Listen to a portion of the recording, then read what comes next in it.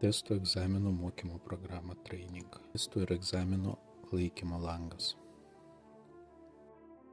Mokymo medžiagos langas gali būti video, paveiksliukai, tekstai. Pasirinkus reikiamą medžiagą egzaminus, suvedus savo duomenis, po apmokėjimo gauna nuorodą arba prieigą prie jų.